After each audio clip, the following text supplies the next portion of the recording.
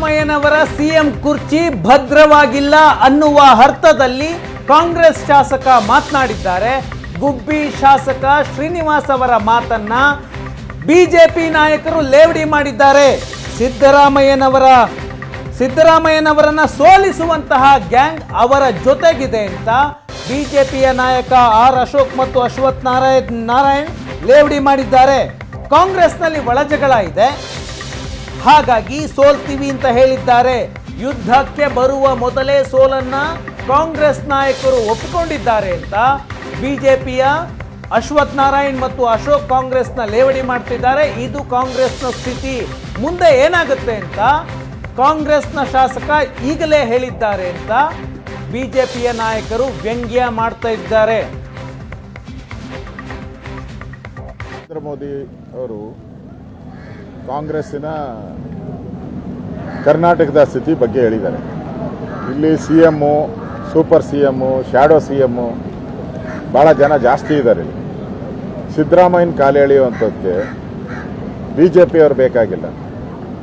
ಕಾಂಗ್ರೆಸ್ಸಲ್ಲೇ shadow ಸಿಎಮ್ಗಳು ಭಾಳ ಜನ ಇದ್ದಾರೆ.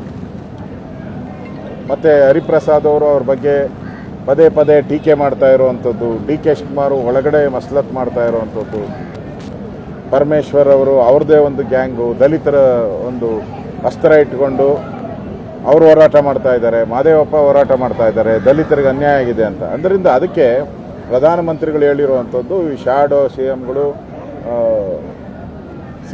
ಸಿಟ್ಟಿಂಗ್ ಸಿ ಎಂಗಳು ಇದೆಲ್ಲ ಜಾಸ್ತಿ ಆಗಿದೆ ಕಾಂಗ್ರೆಸ್. ಅದರಿಂದ ಇವತ್ತು ಗುಬ್ಬಿ ಶ್ರೀನಿವಾಸ್ ಅವರು ಏನು ಈ ಕಾಂಗ್ರೆಸ್ ಸರ್ಕಾರ ಒಂದಲ್ಲ ಒಂದು ರಾಜಕೀಯ ಪ್ರೇರಿತವಾಗಿ ಗೊಂದಲ ನಿರ್ಮಾಣ ಮಾಡಲಿಕ್ಕೆ ಅಥವಾ ಜನರಲ್ಲಿ ದಿಕ್ಕು ತಪ್ಪಿಸುವಂಥ ಪ್ರಯತ್ನಗಳನ್ನು ಇವತ್ತು ಕಾಂಗ್ರೆಸ್ ಸರ್ಕಾರ ಕೊಟ್ಟಿರೋಂಥ ಒಂದು ಅಧಿಕಾರವನ್ನು ಜನಪರವಾಗಿ ಮಾಡೋದನ್ನು ಬಿಟ್ಟು ಸೋಂಬೇರಿಗಳಾಗಿ ಅಧಿಕಾರ ದುರ್ಬಳಕೆಯನ್ನು ಮಾಡಿ ರಾಜ್ಯದಲ್ಲಿ ಲೂಟಿ ಹೊಡಿತಾ ಇದ್ದಾರೆ.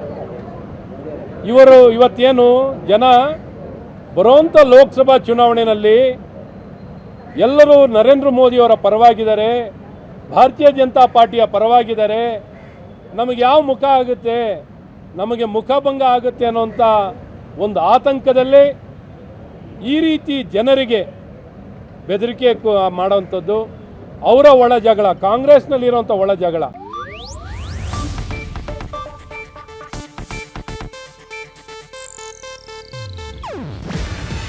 ಇದು ಏಷ್ಯಾನೆಟ್ ನ್ಯೂಸ್ ನೆಟ್ವರ್ಕ್ ಪ್ರಸ್ತುತಿ.